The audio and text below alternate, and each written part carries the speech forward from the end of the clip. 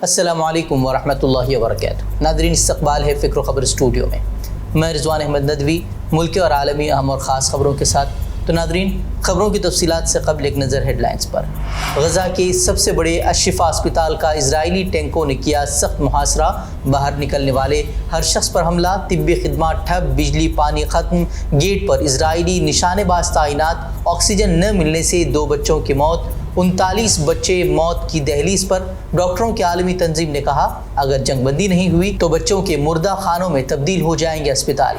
Saudi अरब में अरब league और OIC का इजलास सिर्फ मजम्मती बयानात पर ख़त्म। अरब ममालिक ने इसराइल और उसके हामी ममालिक को गज़ा की तबाही के लिए ठहराया जिम्मेदार, जंगबंदी और इंसानी इमदाद पहुँचाने के इंतज़ामात का मुतालबा भी किया, लेकिन इसराइल के खिलाफ कोई भी सख्त कदम उठाने को तैयार नहीं। इजरायली अफवाज की जानिब से वहशियाना कार्रवाई का सिलसिला जारी, कई इलाकों में फ़ज़ाई हमले, मुतअद्दिद अफराद शहीद। रफ़ा में पनाह गुज़ीन कैंप में हुए हमले में मुतअद्दिद अफराद जाँ बहक। इजरायली बमबारी के दरमियान गज़ा में नकल मकानी करने वालों के लिए कोई महफूज रास्ता नहीं, जान बचाने के लिए तबाहाल शहरी सड़कों पर निकलने को मजबूर। हर जगह हो रही है बमबारी, पनाह की तलाश में भूखे प्यासे जनूबी गज़ा की तरफ सफ़र कर रहे हैं बूढ़े, बच्चे और ख़वातीन। उर्दून की मुसल्लह अफवाज गज़ा में पैराशूट के ज़रिए उर्दूनी अस्पताल को पहुँचा रही है तिब्बी इमदाद। कतर और मुत्तहिदा अरब इमारात के ताउन से किया जा रहा है ऑपरेशन। इससे कबल भी आधी रात को फ़ौजी तैयारी की मदद से अस्पताल को मदद फराहम कर चुका है उर्दून। गज़ा में अस्पतालों पर इजरायली जारियत के बावजूद इंडोनेशियाई अस्पताल अमले की 2 टूक कहा कुछ भी हो जाए हम खाली नहीं करेंगे अस्पताल। लगातार अस्पताल को निशाना बना रहा है इसराइल। 7 अक्टूबर के बाद से वेस्ट बैंक में भी इजरायली छापों में तेज़ी, रोज़ाना दर्जनों अफराद को जबरन गिरफ्तार कर ले जा रही है इजरायली पुलिस। वहशियाना कार्रवाइयों में अब तक वेस्ट बैंक में 170 से ज़ायद अफराद हो चुके हैं शहीद। लंदन में फ़लस्तीनियों की हिमायत में तारीख़ का सबसे बड़ा एहतिजाजी मार्च। इजरायली दहशतगर्दी से मुताल्लिक़ आलमी ममालिक के रवैये की शदीद मजम्मत की गई, फौरी जंगबंदी कराने की भी की गई अपील। पुलिस ने 100 से ज़ायद फ़लस्तीन हामी मुजाहिरीन को हिरासत में लिया। गज़ा में ज़मीनी कार्रवाइयों के दौरान इसराइल पर भारी पड़ रहा है हमास। सिर्फ 2 दिनों में इजरायली फ़ौज की 25 से ज़ायद बख्तरबंद गाड़ियाँ और टैंक तबाह। हमास ने जारी की वीडियो, अब तक 160 से ज़ायद फ़ौजी गाड़ियों को तबाह करने का हमास ने किया है दावा। तो नाज़रीन, बढ़ते हैं खबरों की तफसीलात की तरफ। रियाद में मुस्लिम ममालिक ने इत्तिहाद का मुजाहरा करते हुए बैक ज़बान होकर गज़ा में जंगबंदी और फौरी तौर पर इंसानी इमदाद पहुँचाने के इंतज़ामात का मुतालबा किया। रियाद में सनीचर को अरब लीग का हंगामी इजलास होना था, जबकि इतवार को OIC का इजलास तय था, मगर मुस्लिम दुनिया की मुत्तहिदा आवाज़ को दुनिया तक पहुँचाने के लिए सनीचर को दोनों इजलास को यकजा कर दिया गया। मोहम्मद बिन सलमान ने अपनी तकरीर में गज़ा में फ़ौरी जंगबंदी और इंसानी इमदाद का मुतालबा करते हुए सलामती कौंसिल की नाकामी पर उसे आड़े हाथों लिया और कहा कि ख़ित्ते में अमन के हुसूल का वाहिद रास्ता फ़लस्तीनियों को कानूनी हकूक़ फराहम करना है। वहीं ईरानी सदर इब्राहिम रईसी ने कहा कि इजराइल वहशियाना हमलों से फ़लस्तीनियों की नस्ल कुशी करना चाहता है और गज़ा के अवाम 20 साल से जेल की तरह ज़िंदगी गुजार रहे हैं। उन्होंने गज़ा के लोगों को आलमी इस्लाम का हीरो करार दिया। वहीं कतर के अमीर तमीम बिन हमद अस्सानी ने अक़वाम मुत्तहिदा से गज़ा की पट्टी में अस्पतालों पर हालिया हमलों की तहक़ीक़ात के लिए एक टीम भेजने का मुतालबा किया। साथ ही उन्होंने कई सारी बातें कही, जिसमें एक बात उन्होंने ये कही कि हमारी तरफ से जंगबंदी को लेकर मुज़ाकरात जारी हैं, यरगमालियों के बदले जंगबंदी पर वो कोशिशें कर रहे हैं। उन्होंने साथ में ये भी अल्फाज कहे कि जो कुछ हम कर रहे हैं वो हमारे अज़अफ़ुल ईमान की दलील है, ये इंतहाई कम दर्जा है जो कुछ हम कर रहे हैं। वहीं तुर्की के सदर रजब तैयब एर्दोगान ने गज़ा में जंगी जराइम पर इजरायली हुक्काम को कटहरे में लाने का मुतालबा करते हुए तनाज़े पर दुनिया की खामोशी को भी शर्मनाक करार दिया और कहा कि गज़ा में नाइंसाफ़ी पर खामोश रहने वाले खुद भी शरीके जुर्म हैं।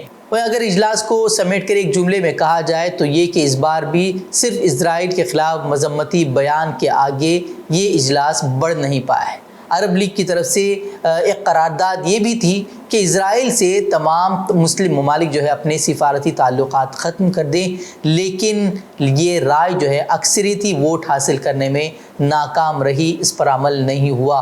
تو سمجھ ہی سکتے ہیں کہ یورپی ممالک ہوں یا پھر امریکہ ہو، یہ اسرائیل کو جنگی ساز و سامان تک فراہم کر رہے ہیں اور کھل کر جو ہے بچوں کے قتل کو بھی جو ہے وہ صحیح ٹھہرا رہے ہیں، اور مسلم اور عرب ممالک جو ہے بڑی سختی سے صرف اور صرف مذمتی بیانات ہی جاری کر رہے ہیں، جس کا اثر اتنا اسرائیل پر ہو رہا ہے کہ وہ غزہ کے معصوموں پر اپنے حملے مزید تیز کرتا جا رہا ہے۔ اسرائیل نے غزہ پر اپنے حملے جاری رکھتے ہوئے وہاں کے سب سے بڑے الشفا اسپتال پر بھی بمباری کی ہے اور اس کے بعد وہاں کا محاصرہ بھی کر لیا ہے، جس کی وجہ سے آکسیجن نہ ملنے سے 39 نومولود بچے وہ موت کی دہلیز پر کھڑے ہیں۔ بتایا جا رہا ہے کہ 2 بچوں کی موت ہو چکی ہے آکسیجن نہ ملنے کی وجہ سے، جبکہ 39 بچے جو ہیں وہ موت کی دہلیز پر کھڑے ہیں۔ اطلاعات یہ بھی ہیں کہ اسرائیلی فورسز نے الشفا اسپتال کا محاصرہ کر رہا ہے، اور کوئی بھی اسپتال کے قریب نظر آتا ہے تو اسے وہ موت کے گھاٹ اتار دے رہے ہیں۔ کوئی اسپتال سے نکلنے کی کوشش بھی کرتا ہے تو اس کا انجام موت کے سوا کچھ نہیں ہوتا۔ اس تعلق سے فلسطینی وزارت صحت کی جانب سے کہا گیا ہے کہ غزہ کے سب سے بڑے اسپتال الشفا میں بجلی منقطع ہونے سے آکسیجن اور ادویات کی کمی کا بھی سامنا ہے۔ وہی خبریں یہ بھی ہیں کہ اسپتال کے 500 میٹر کے دائرے میں حماس اور اسرائیلی فورسز میں شدید جھڑپیں بھی ہو رہی ہیں۔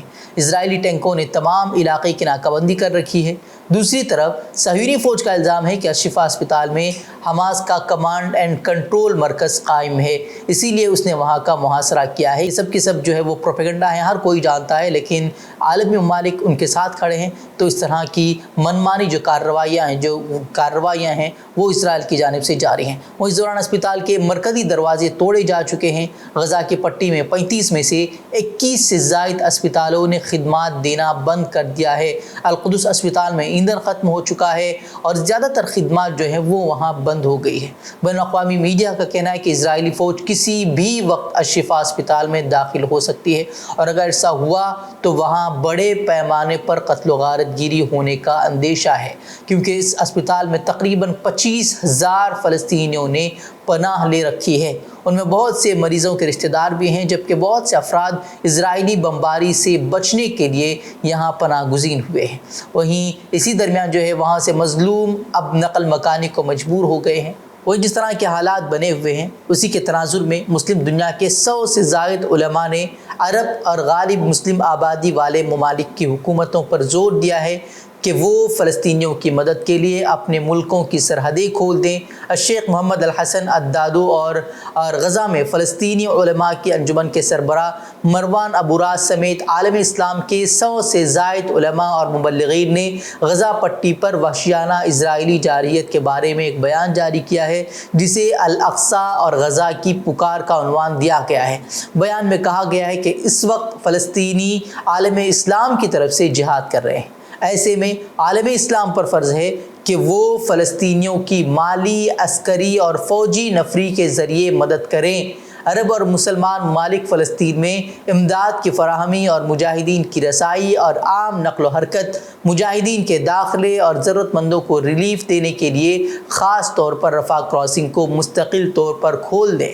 بیان میں زور دیا گیا ہے کہ سرحدوں اور کراسنگ کو بند کرنا امت سے غداری ہے۔ لیکن ہم نے دیکھ ہی لیا کہ ریاض میں جس طرح کا اجلاس منعقد کیا گیا، اس میں صرف مذمتی قرارداد ہی منظور کر لی گئی، اس کے علاوہ وہاں کچھ بھی نہیں ہوا ہے۔ اور دوسری جانب اسرائیل اور حماس کے درمیان جنگ کو روکنے کے لیے اقوام متحدہ میں قرارداد پیش کی گئی ہے۔ ہندوستان نے بھی اقوام متحدہ کی قرارداد کے مسودے کے حق میں ووٹ دیا ہے، جس میں جنگ زدہ فلسطین میں اسرائیلی بستیوں کو واپس لینے کا مطالبہ کیا گیا ہے۔ اقوام متحدہ کی قرارداد کے مسودے کے حق میں 145 سے زائد ممالک نے ووٹ دیا، جس میں مشرقی یروشلم سمیت مقبوضہ فلسطینی علاقے اور مقبوضہ شام کے گولان میں مختلف قسم کی بستیوں کی مذمت کی گئی تھی۔ فلسطینی حمایت یافتہ اقوام متحدہ کی قرارداد اگلے ہفتے کے اوائل میں سلامتی کونسل میں ووٹنگ کے لیے پیش کی جا سکتی ہے۔ یہ قرارداد تمام اسرائیلی آبادکاری کی سرگرمیوں کو فوری طور پر روکنے کا مطالبہ کرے گی۔ मध्य प्रदेश बीजेपी का इंतखाबी मंशूर जारी होने के बाद कांग्रेस रहनुमा कमल नाथ ने बीजेपी को शदीद तनकीद का निशाना बनाया है। उन्होंने कहा कि जिस लाडली बहना योजना के तहत खवातीन को 3000 माहाना देने का वादा करते हुए शिवराज सिंह चौहान ने गांव-गांव पोस्टर बैनर लगवाए थे, आज इंतखाबी मंशूर में उसका कोई तस्किरा तक नहीं है। कमलनाथ का हमला बीजेपी के अपने 96 सफ़हात पर मुश्तमिल मंशूर जारी करने के बाद आया है, जिसमें लाडली बहना स्कीम के इस्तिफादा कुनिंदगान तकरीबन 1,31,00,000 खवातीन को पक्के मकानात देने का वादा किया गया है। बगवा पार्टी ने रियासत के हर खानदान को रोज़गार या रोज़गार के मौके देने का भी वादा किया है। मंशूर पर रद्द-ए-अमल जाहिर करते हुए कमलनाथ ने रियासत की खवातीन से कहा कि वो फिक्र न करें। उन्होंने कहा कि कांग्रेस इक़्तिदार में आकर उन्हें नारी सम्मान योजना के तहत 1,500 रुपये माहाना देगी और 1 जनवरी से उन्हें 500 रुपये में गैस सिलेंडर भी फराहम करेगी। बता दें कि कांग्रेस ने मध्य प्रदेश के आवाम से 2 लाख खाली असामियों को पुर करने, 100 यूनिट बिजली मुफ्त फराहम करने और 200 यूनिट आधे रकम में फराहम करने का वादा किया है और वादा किया है कि दीगर पसमानदा तबकात को 27% रिजर्वेशन दिया जाएगा और पुरानी पेंशन स्कीम को दोबारा मुतारफ़ करवाया जाएगा। हिंदुस्तान की बाएं बाजू की सियासी जमातों ने हिंदुस्तान और अमेरिका के वज़राए दिफा और खारिजा की मुश्तरका मीटिंग में हमास के ख़िलाफ़ इजरायली फ़ौजी कार्रवाई को फौरी तौर पर रोकने के आलमी मुतालबे की हिमायत न करने पर मोदी हुकूमत की सख्त तनकीद की है। उनका कहना है कि यह मौक़िफ़ इजराइल के इक़दामात को जायज़ करार देने वाला है। एक मुश्तरका बयान में इन जमातों ने गज़ा में जारी कार्रवाई को अमेरिका और यहूदी रियासत की तरफ से फ़लस्तीनियों की नस्ल कुशी करार देते हुए इस कार्रवाई को फौरी तौर पर बंद करने की अपील की। CPIM, CPI, RSP ने एक मुश्तरका बयान में मोदी हुकूमत की सख्त तनकीद करते हुए कहा कि उसने अमेरिका के साथ 2+2 मुज़ाकरात में इजराइल के इक़दामात को फौरी तौर पर ख़त्म करने की आलमी अपील की हिमायत नहीं की। UPATS ने उत्तर प्रदेश के मुख्तलिफ मकामात से ISIS के अलीगढ़ मॉड्यूल से वाबस्ता 4 और मुश्तबा दहशतगर्दों को गिरफ्तार करने का दावा किया है। ATS के मुताबिक मालूमात हासिल करने और शवाहिद इकट्ठा करने के बाद ATS लखनऊ पुलिस स्टेशन में 3 नवंबर 2023 को मुकदमा दर्ज किया गया और अब्दुल्ला अरसलान, माज बिन तारिक और वजीउद्दीन को गिरफ्तार किया गया। गिरफ्तार मुलजिमीन से इब्तिदाई पूछताछ के बाद शवाहिद की बुनियाद पर UPATS की टीम ने 4 दीगर मुलजिमीन को गिरफ्तार करने का दावा किया है। UPATS का दावा है कि गिरफ्तार मुलजिमीन का ताल्लुक कलादम दहशतगर्द तंजीम ISIS से था।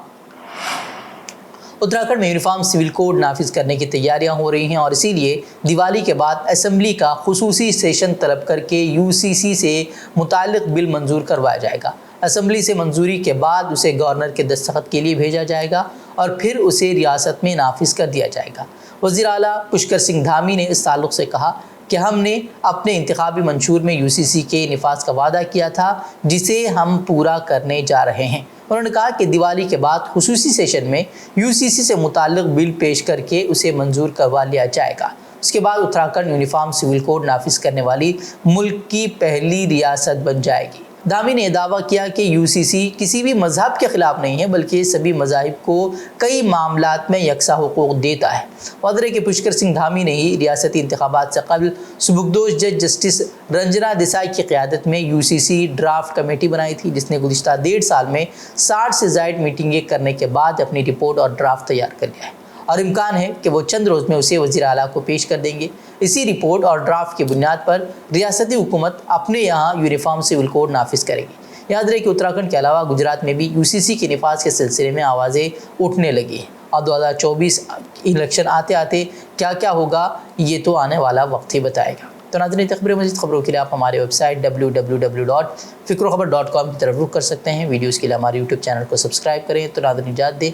अस्सलामु अलैकुम व रहमतुल्लाहि व बरकातुहू।